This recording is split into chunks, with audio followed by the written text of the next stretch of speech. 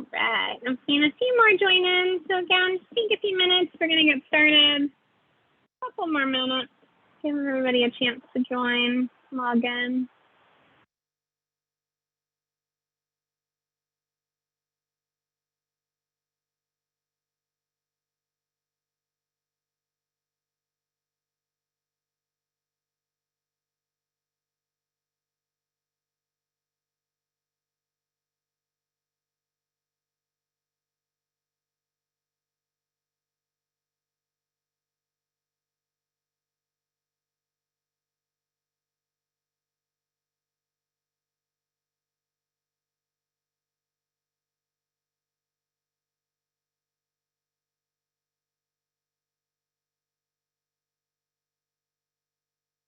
Okay, I've seen a few more join in. We'll give everybody a couple more minutes, but while we're waiting, we'll go ahead and take care of a few housekeeping items. So as I mentioned, of course, today's webinar is being recorded. So if you missed something, don't panic. We're going to send you the slides after this. We're also going to send over a recording for you to reference back. It'll also be on our website. So at any point underneath the webinar section, under past webinars, you should be able to find it. At any point today, if you have any questions, definitely please just drop them in the chat. We'll make sure to get to them all.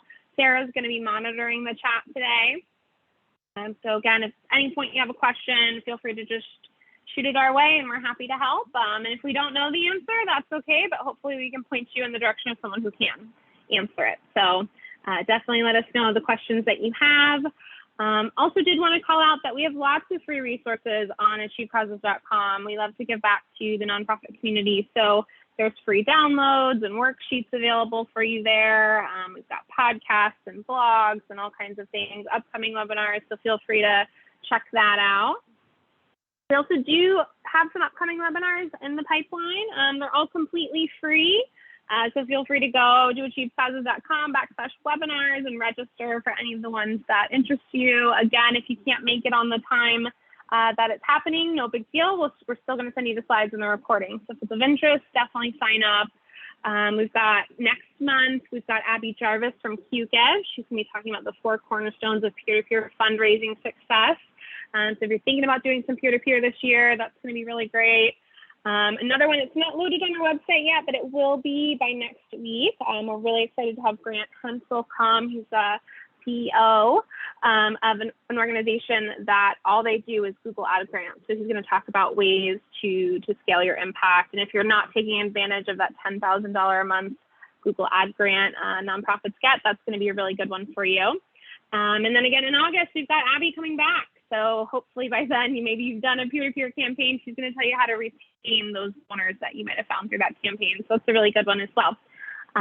So if that's of any interest, definitely go online, sign up. We'd love to see you again. But for today, we're going to talk about working smarter, not harder, ways to crush your 2021 online fundraising goals without spinning your wheels and being super stressed and overworked and burning out. So that's really what we're talking about today. And again, if at any point you have questions, definitely just drop it in the chat. We're happy to help. So a little bit about me. I'm Erica Nguanti. I'm the Director of Marketing at Achieve. We are a digital agency and we work exclusively with nonprofits, or we do cause marketing with brands. So we're very, very specialized. We do a lot on the digital marketing and social media management side of the house. It's kind of the end of the business that I work with. But we also do really great websites and we have a really great support team. So instead of just building you a website, and having you manage it yourself and hope for the best, we have people on staff that can help you with your content and things ongoing. So if that's ever of any interest or you ever have any questions, definitely feel free to reach out. You can actually reach me via email. It's just erica@achievecauses.com. So after this, if you have questions you want to send to me directly, feel free to do that as well. In terms of what we're going to talk about today, we're going to talk about what you need to succeed with online fundraising. We're going to talk about finding your online fundraising baseline, hopefully using your past data. And then based on your data, we want to set realistic goals that you can actually obtain. So we're going to talk about how to create your realistic goals. And then we're going to discuss ways to reach those goals. So there's going to be 3 main buckets we're going to talk about today. The main one's going to be driving web traffic. We're going to talk about improving your conversion rate and then also increasing your average donation amounts. And of course, ask questions, get answers. We're really here for you. So if at any point you have questions, drop them in the chat and Sarah will let me know and we'll make sure to answer them. Now, before we get started, I do always want to address the elephant in the room. And that's just very simply that you are not a robot. We are all humans. We are all doing the best that we can at work and in our personal lives. We all have that, executive director that's, wanting more fundraising dollars coming through the door and wanting more services and programs. But at the end of the day, you're one person. So we want to talk about ways to do sustainable fundraising that you can actually continue for your organization without burning out. That's what we're focusing on. Remember, you cannot be everything to everyone all of the time. So we want to pick and choose our battles. We want to identify today a few key points in your process already for fundraising that maybe you could do a little bit better that's going to give you results without trying to do everything all the time, right? Another quick comment on this too before we start diving into the nitty gritty. Your online fundraising goals should always be SMART goals. So what does that mean? They're going to be specific, they're going to be measurable, attainable. This one's really, really important. Nobody likes to set really big goals and then not deliver. You want them to be attainable. You want to make sure your goals are relevant and you want to time bound them. You need a deadline for your goal, right? So when we're talking about setting your goals, we want to make sure that they're SMART goals, not just we want to raise $500,000. It should be, over the next 5 years, we want to grow out XYZ programming by raising this much money, and this is how we're going to do it, and this is the end date, right? So now that we've got that out of the way, let's kind of dive into what you need to succeed with your online fundraising. So the first one is pretty straightforward. You need a great website. If your website is kind of outdated and doesn't convert well or has really slow load times, you might lose some of that traffic of people coming to give you funds online. This is a great website we did not that long ago for United Way of Broward. A couple of different things I really love about this site. One, they did a really great job of incorporating video and imagery, really reflective of the people that they serve. They also speak to different people coming to the site. So, you've got your donors, you have your volunteers, and then maybe you need help. So instead of just focusing on one, they do kind of tier you out to different pages on their homepage based on why you might be coming to their site. They're also keeping it really skimmable. Most people are not reading every inch of copy on your website. So you want to make it really easy for people to skim and see what you do. So for them, I really like these tabs that people can click through if they're interested, learn some of the stats, versus what you see on a lot of websites, which might just be a really huge, long, bulk text that most people aren't reading. This is actually a little bit more interactive and really highlights what you do in a way that's skimmable. So that's really great. And then they show their impact. They have different stories of people. So this is a really great website. I also loved how their donate button is a little bit different from their navigation tab. So if you don't have imagery on your website, or maybe you do have a big block of text, you may want to consider reworking that. On our website, achievecauses.com, underneath the past webinar section, our art director, Meredith, she actually did a really great webinar not too long ago about free ways to improve your website. She has all these great DIY tools. So if your website needs a little bit of love, definitely go check that out. Why is this so important? Google did a study not too long ago, and they found that within 50 milliseconds or less, so not even a second, people are already forming opinions about your website and your brand. And 95% of those impressions are related to web design. So again, if you have a really outdated website, it's clunky, too much text, you might want to consider reworking that, because that could be hurting your conversions on your website. So you definitely need a website. But aside from that, you need to get people there. We see this a lot where we'll do a new website and then we'll get a client saying, hey, we did this new website. Why isn't our traffic through the roof? And it's, well, what are you doing to get people there, right? There's a lot of different ways you can get people on your website. These are some of the big ones. Word of mouth, so maybe that's a board member or volunteer that's telling their friends about how much they love your organization. They might go to your website through them. But beyond that, it's probably going to be a little bit more direct. So SEO, that would be people searching for things and you're showing up in those rankings. Thought leadership, this could be a couple different things. This could be guest articles and PR in the news, or this could be things that you have published yourself, making you more of an authority in whatever space you're kind of working in.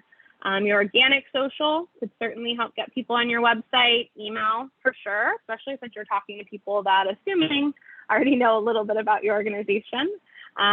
AdWords, that Google pay-per-click, nonprofits, 501c3 can get $10,000 a month in Google AdWords. So again, if you're not maximizing that, July, Grant's going to come speak with us about how to do that. So that'll be a good one for you. And then paid social. It's still consistently a very affordable ad type for nonprofits. Those are some of the main ways you can drive people to your website. But this can be beyond that. You know, maybe it's more traditional stuff like radio and print and billboards as well. But we're talking about digital today specifically, because most of your online fundraising is going to come from digital channels. A note on that, if you're making an effort to drive traffic to your website, you should know where your traffic is coming from. So you need to be tracking that. There's a lot of different ways to do it. One of the first ways is going to be with a Facebook pixel. If you don't have that on your website already, even if you don't plan on doing anything with it today, I encourage you to go set that up. It's free, and the nice thing about that is it's going to start collecting data of people coming to your website. So in the future, if you wanted to do an end of your fundraising campaign and you want to incorporate paid social, that's going to be a great tactic for you if you have that Facebook pixel, because you can say, hey, Facebook, I want to target people that have been on this part of my website in the past X number of days. And you'll be able to retarget people that way. Plus, you're going to get some analytics from that as well in terms of traffic. So that's going to be one. Google Analytics, that's a no-brainer. You should definitely have that set up. But beyond that, you should start using Google Tag Manager and using the tracking links. So you can create those with Google URL Campaign Builder. Again, it's completely free. But that's nice too if you're running a campaign and you want to see where your traffic's coming from. Did it originate from social, or did it originate from email? Did it originate from that Google ad you had?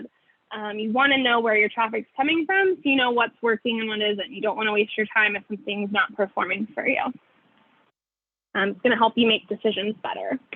And then lastly, kind of the foundation that you need to succeed with online fundraising is you need to make it easy to donate. Don't make your donors and supporters think too much. Donation tiers are great. Bonus points if you can attach that impact to a tier, or even if your tier is a little unusual, you know, maybe it doesn't need to be 100, maybe it's, you know, $86 per a kid for a month. Maybe that's a tier versus trying to force it into the 50 or 100 that you see all the time. Mobile friendly is also going to be huge, especially, you know, as events kind of return and things. You have kind of a text to give. You can have, you know, banners, and even your DJ kind of shouting out at different points throughout the night, hey, you know, make sure to text us and donate. We're getting closer to our goal. But really, just in general, you want a really clean interface that's going to be mobile friendly and that people can use. I've seen some pretty crazy donation processes. Not that long ago, we were auditing a client, and they had, like, you had to add to cart what you wanted, but it was all of these different funds with all these different tiers. So you had to go through this really backwards process of like selecting which fund and then how much money and adding to cart and going back to your cart just to get to the processing section. That was just too much work. No wonder it wasn't converting. We cleaned it up with a multi-step form that was mobile friendly, and we saw their donations went way up just from that one little change, just changing your form. So really, really important. But before we move on to how to find your online fundraising baseline, did want to kind of check in. Are there any questions that anybody has that we can help with?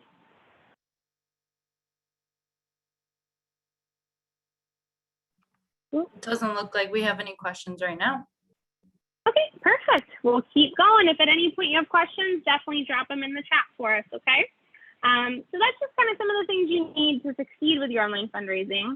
But from there, let's use your data and figure out what your baseline is for right now. Where are you at with your online fundraising?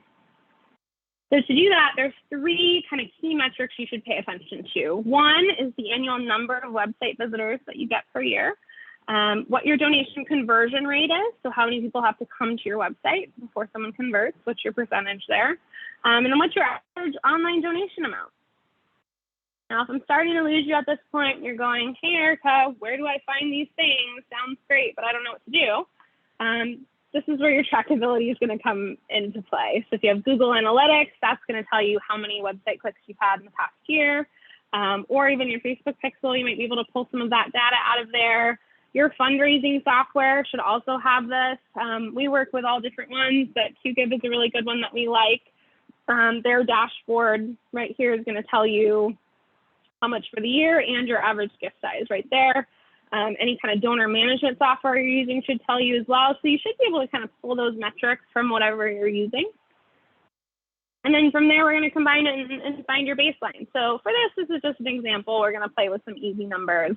So let's say in 2020, we had 10,000 website visitors. 2% of those people made a donation, and then your average gift was $100. So our annual online donations would be $20,000. Make sense?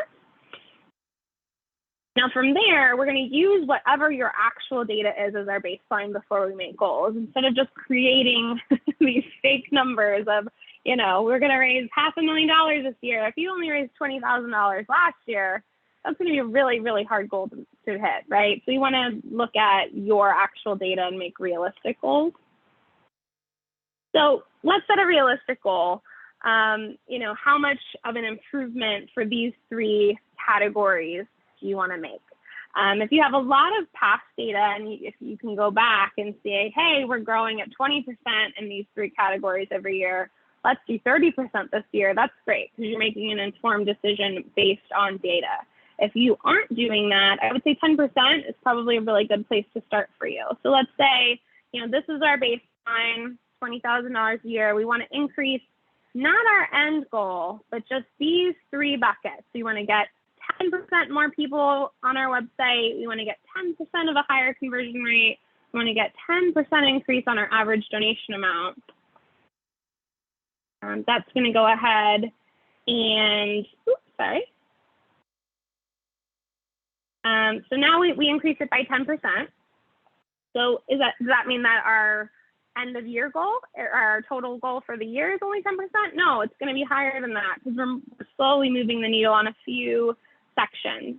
So if you do each of these things by 10% better, that's actually 33% growth for your organization in 1 year. And it's probably really attainable for you to do a few things, which we'll talk about shortly, to improve each of these categories by only 10%. But this is where it gets fun. So say we did this for 1 year. What happens if we did it again next year? So 2022, we hit our goal this year. We're doing great. We hit the 26,000. What if we do each of those buckets by 10% again? Well, now you're really getting somewhere. You've almost doubled in 2 years. So you've got 77% growth. You're up to 35,000.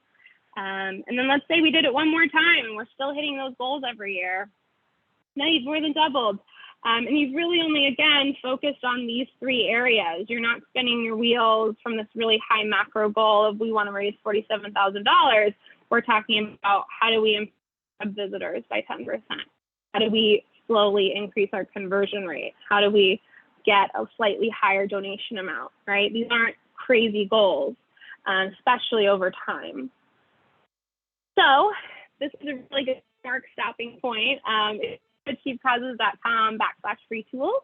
There is a free worksheet called 10% Better that will walk you through the steps of finding your own baseline. So if that's something that you don't do currently and you don't really know what your baseline is, definitely go download that, give it a try, and figure out what it is and set your realistic goals. And again, if you have historical data and you can see that in these sections that we've talked about, website visitors, conversion rate, online donations, if you're seeing that you're growing at a rate higher than 20% every year, naturally your goal is going to be more than that, right? So look at your data. But if you're starting from scratch and you have no idea, step one is going to be to find your baseline, which is what you're going to do worksheet. Make sense? All right, I'm not seeing any questions, so we'll keep going through, but if anybody has questions, definitely go ahead and drop them. So we talked about finding your baseline. That's great. You figured out, you've done your worksheet, you know where you're at with things. Now let's talk about ways to actually achieve goals that you set. So again, we're not focusing on doing everything. We're going to identify a few little sections that you can do a little bit better than what you've been doing. So for the first bucket, if we want to increase the number of web visitors, there's a lot of different ways you can do this. I'm going to talk through a few of them and kind of list them out. But again, I'm not advocating that you try to do everything all at once. That might be overwhelming, but take a look at what you're currently doing for web visitor traffic and see where you can improve a little bit, put a little bit more effort to get to that 10% better goal. So one of the main ways you can get visitors on your website is going to be through your content strategy. Those would be things like your email or your organic social, even paid social, any kind of PR that you're doing. Increasing some of that and driving to your website could certainly help. Beyond that, you've got more of the search side of things, so optimizing that, whether that's doing some work on your SEO to make sure you're showing up in those rankings better. If you're investing in some thought leadership, whether that's articles that you're writing on your own site or articles that other people are publishing on your behalf. Taking advantage of that Google Grant AdWords. That's really important as well. Again, nonprofits get $10,000 a month. It is a little bit limited in what you can and can't do, but I do find in working with our clients, a lot of it's really underutilized. So a lot of opportunities there. If you're not doing that, that could probably easily get you to your 10% better goal. And then beyond that, leveraging your network. So maybe it's, leveraging kind of like a peer-to-peer, maybe it's not even fundraising. Maybe it's just a peer-to-peer campaign with your volunteers where, you're asking them to share your mission with 5 of their friends, or something that can help. Strategic partnerships in your community, maybe it's an influencer campaign. If you have some volunteers or someone on your board is well connected, and has a really strong social following, you want to leverage them to help drive traffic to your website. And then this other one, this is just more of a tactic, but segmenting your email list, that's going to help your email performance as well. And sometimes I find that if you're optimizing your email, now you're also optimizing your click-through, which is going to increase your website, right? Did want to call out a little bit of a benchmark alert here as well, in terms of where traffic is coming from. This was from M&R Benchmark Study. I love their report. You can always look that up for free. But they've found the bulk of traffic is coming from mobile users now. That was not the case a few years ago. So again, this is why it's really important to make sure your donation forms and your website are mobile friendly. Even myself, I know I'm guilty of this, of looking at my email in the evenings and I'm on my phone and I'm clicking through. Happy to donate through my phone as well. But if your website's a little clunky, you might lose me. And I'll have to try to remember to do it from a desktop the next day. So that's going to be really important. If you're not really sure where your nonprofit ranks in terms of conversion rates, about 1% of website visitors make a donation. So when you're doing your calculation, you can kind of see where you fall. If you're above that, amazing. If you're below that, now you've got a little bit of a goal. You want to try to get up to that 1% industry average. And then on average, nonprofits rate about 83 cents per website visitor. So that's another one. It's good to kind of take a temperature check, see where you're kind of ranking between others, especially if you're a newer nonprofit, you're starting out, you don't have a ton of historical data to tell you if you're doing good or not, aside from keeping the lights on and the programs running, right? So those are just some good benchmarks for you. Other things that can help too would be amplifying the paid spend. I did want to call out, I mentioned it here, organic social and paid social. Those are kind of 2 different things. So organic is going to be your posting day to day. Paid, you have a lot more options. And when I talk about paid, I'm not really talking about boosting posts. I'm talking about using Ads Manager on Facebook, or it could be even Twitter, Pinterest, TikTok has advertising, Snapchat, etc., whatever you like to use. But Facebook specifically, I know most nonprofits are on. Part of why paid spend is so important is only about 1 to 3% of your Facebook fans are even seeing your content without paying for it. So if you have this really large following and you're not seeing a ton of engagement on your posts, that could be a part of it. So amplifying with paid spend can certainly help. In general, in terms of budgeting, we get asked this a lot. Facebook says you want to have at least $5 a day per minimum per campaign. Budgets go further when you focus on one specific goal versus trying to spread everything too thin. You can also leverage your existing data too. So if you have a really robust donor list, for instance, you can upload that into Facebook and retarget people that way. You can also do lookalike audiences of that. So you could say, hey, Facebook, if you have a pixel installed, take everybody who's been on my donation page in the past year and go find me people that look like that in this region. So there's a lot that can be done here as well. Just did want to call that out as sort of a secondary tactic. If that's ever of interest to you, Facebook Blueprint is a free resource that will teach you anything and everything you've ever wanted to know about Facebook advertising. Or you can always hire someone like Achieve and we'll come help you. Again, as I mentioned, you're going to want to use Facebook Ads Manager, not the boost button. That's not going to give you very many audience targeting options. To use Ads Manager, you're going to need to set up a business manager. If you don't have one, just go to business.facebook.com, and it's a free resource that you can get started with. It's also how you're going to go ahead and create a Facebook pixel if you don't have one already. So those are just some ideas to try to get more people on your website. But once they get there, we want to increase their likelihood of donating. We want to increase your conversion rates. So to do that, first way, we want to make it really, really easy to give. So, does your web page load fast enough? Or do you have a bunch of really large files of images and video that's slowing down your site? You don't want people to bounce and lose that conversion. So make sure you've got some quick load times. There's clear call to actions. Again, people aren't really reading every beautiful piece of copy on your website, they're skimming. So you want to make it really intuitive for them to know where to click and where to give. Mobile optimized is going to help you a lot. A simplified donation form, if you have a really, really long form, I would definitely take a look at what fields you're making people fill out and ask if you need to collect that. Because if you're not doing anything with some of that data, you can probably simplify your form.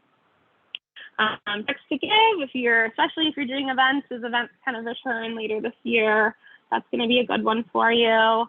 But also Facebook and Instagram donations.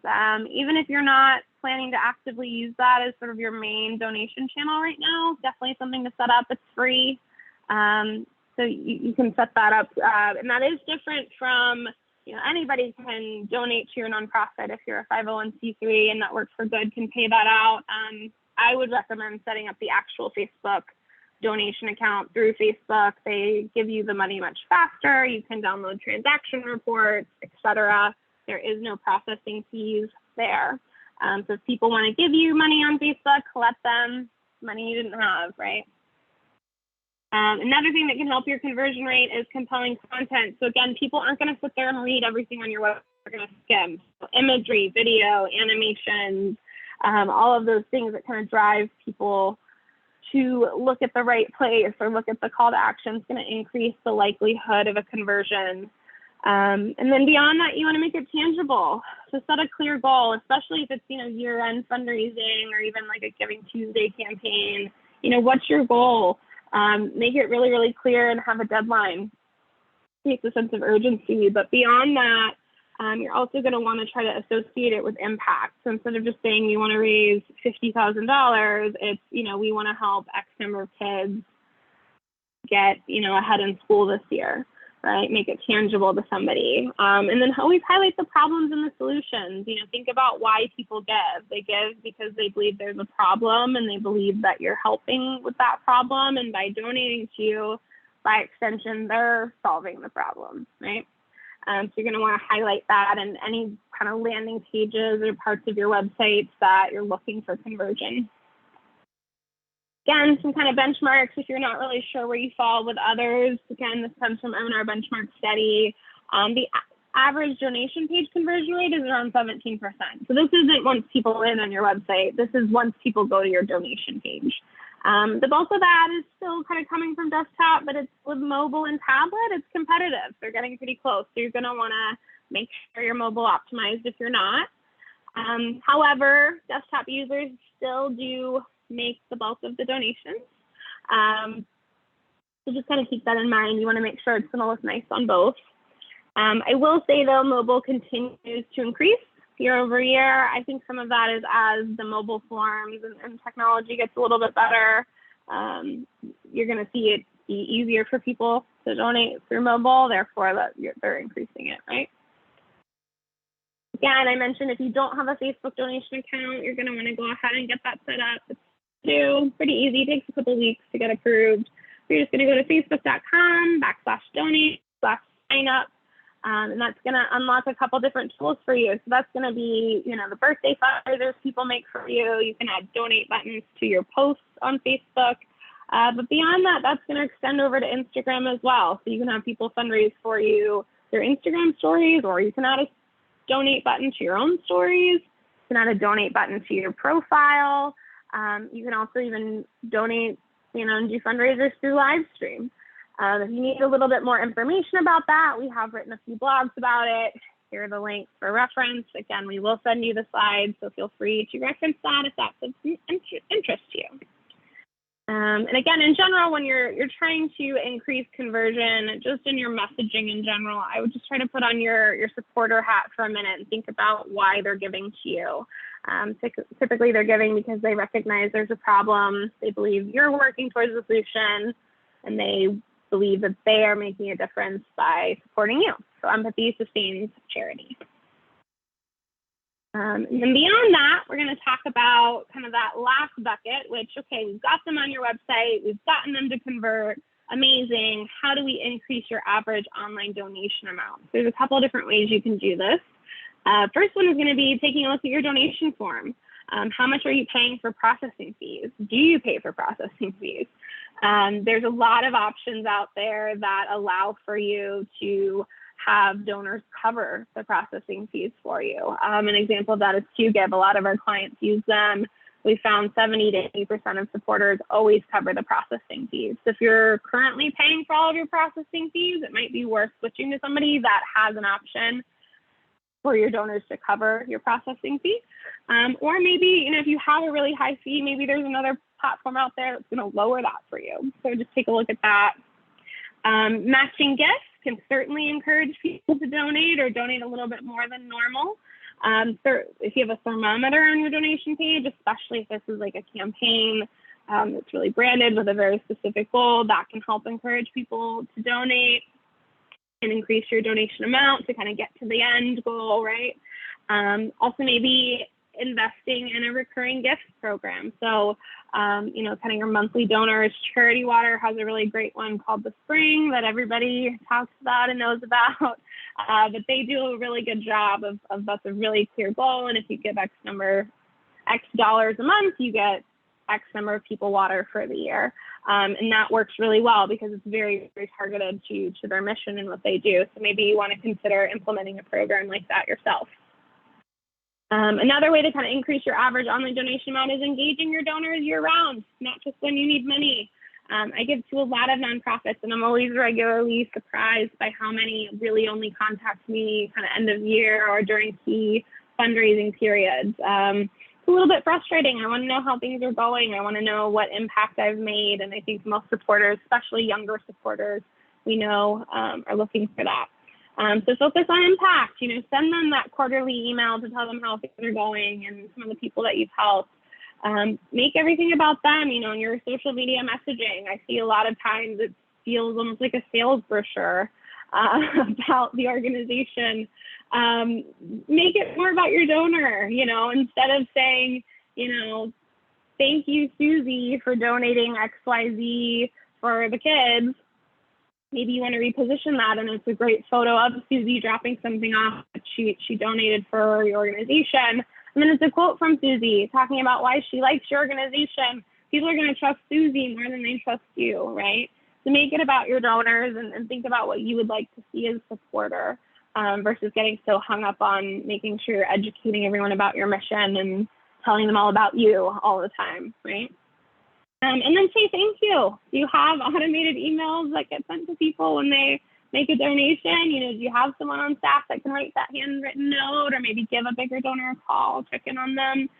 Say thank you. We saw during the pandemic, there was definitely times some of our clients wanted to fundraise but didn't really feel like they were comfortable with that. So we did thankathons, and all we did was just thank people for their past support and tell them how that past support is making everything better now during the pandemic, that this organization has resources. And we saw fundraising dollars go through the roof during that. People like to thank you. So that's another way that you can kind of increase your donation amount.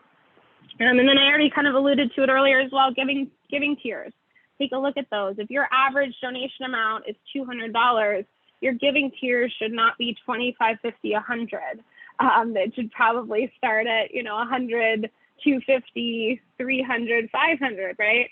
So look at your own data to figure out your tiers. Also, you can attach it to an impact. So we've had a few campaigns over the years where instead of sticking to those round, nice numbers, we actually picked the real amount of $86 is a month of X, $103 is 2 months of whatever, right? And it was a little bit more money than that $50 range, but people wanted to bump up to that next tier if they were close. So that's another way you can maybe increase your average donation amount. You can also consider kind of those extras. You see it a lot with like NPR, the tote, right? I'm not super into the merchandise, but depending on what you're doing, that actually might make sense.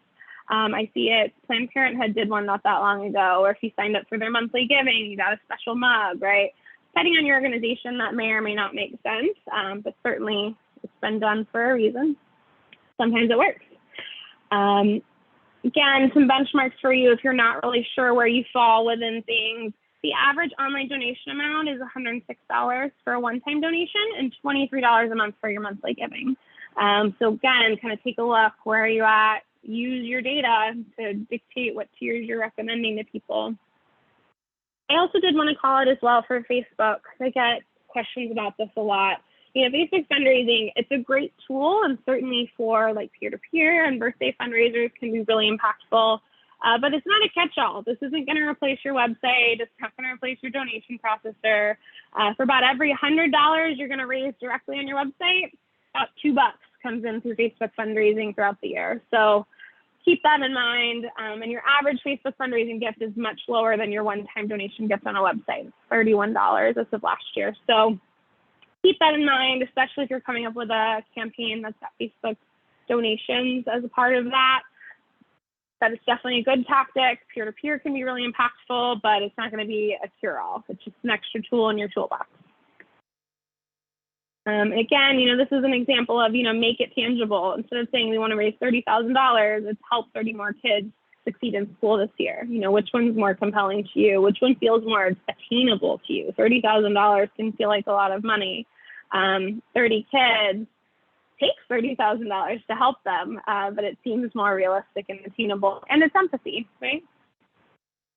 And this is another example of those giving tiers that I alluded to. So this was actually the example.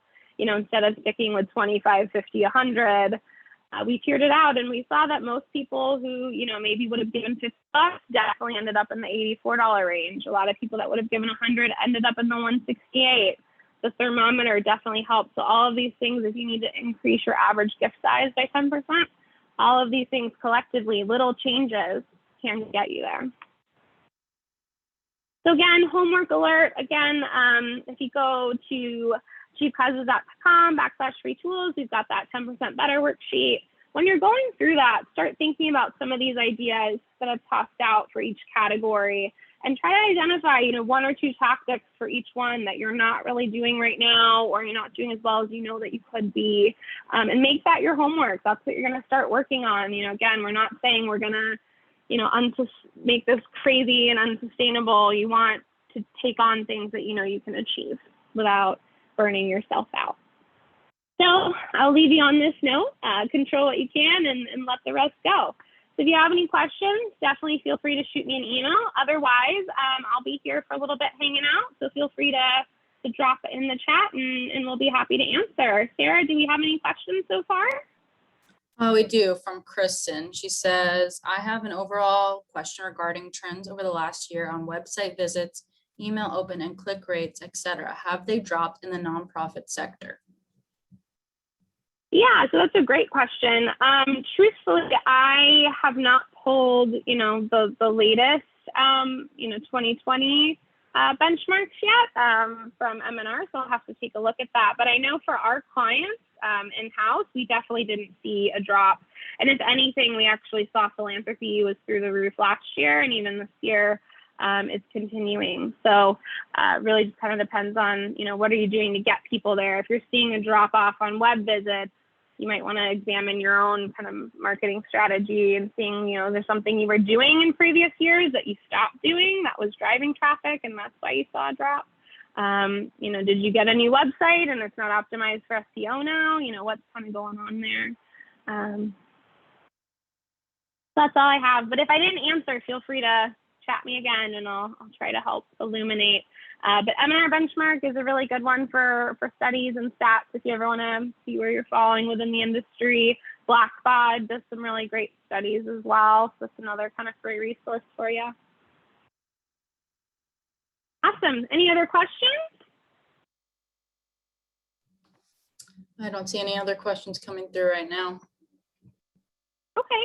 Well, I'm going to hang out for another minute or two. So if anybody has any questions, definitely drop them in the chat. Or again, feel free to email me. It's just erica@achievecauses.com. I'm happy to help you one-on-one. All right. Thank you so much, Jennifer. You have a great day as well.